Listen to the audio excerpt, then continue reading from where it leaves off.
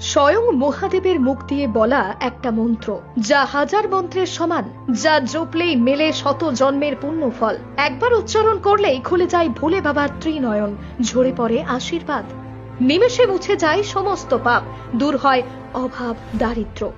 কি সেই মন্ত্র যা জপলেই স্বপ্নে আসেন ভোলানাথ? কথায় বলা হয় হিন্দুদের পূজিত দেব দেবীর সংখ্যা ৩৩ কোটি, কিন্তু এর মধ্যেও যে ত্রিদেবকে সবচেয়ে বেশি মানেন সকলে, তাদের মধ্যে একজন হলেন মহাদেব। কারোর কাছে তিনি শিব, কারোর কাছে ভোলে বাবা।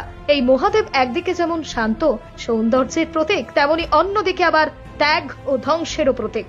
তার শান্তরূপ ও রুদ্ররূপ উভয়ই মায়াবী। রাক্ষস থেকে যক্ষ, মানুষ থেকে দেবতা, সকলেই ভক্ত তার।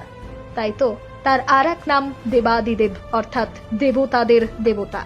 পুরানো শাস্ত্রে এই মহাদেবের নানান অলৌকিক ঘটনার উল্লেখ রয়েছে। নানান যুগে নানান বিপদের সময় তিনি অবতীর্ণ হয়েছেন রক্ষাকর্তা হিসেবে।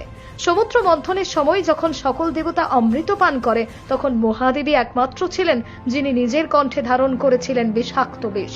তাই তো তার আর এক নাম নীলকণ্ঠ। তবে এই মহাদেব নিজের ভক্তদের জন্যই সৃষ্টি করেছিলেন এক বিশেষ মন্ত্র। মহাদেব সৃষ্ট এই মন্ত্র আজও সমানভাবে কার্যকরী। আসুন জেনে নিই সেই মন্ত্র সম্পর্কে। জানা যায় বিশেষ এই মন্ত্র জপ করলে এক নিমেষেই কেটে যাবে আপনার সব দুঃখ দুর্দশা, সমাধান হবে সকল সমস্যার, কৃপা দৃষ্টি পড়বে মহাদেবের। এমনকি যারা ভগবান মানেন না, তারাও যদি এই মন্ত্র জপ করেন তাহলেও পাবেন সুফল। এই মন্ত্রের এক উচ্চারণেই আপনার ত্রিসীমানায় ঘেঁষতে পারবে না কোনো শত্রু। শাস্ত্র মতে স্বয়ং রাবণও নাকি এই মন্ত্র জপ করেই ত্রিভুবন জয় করেছিল। এই মন্ত্রের আশ্চর্য ক্ষমতা সত্যি অবাক করে দেয়। শিবপুরাণ মতে বিশেষ এই মন্ত্রকে বলা হয় মহাকাল মন্ত্র।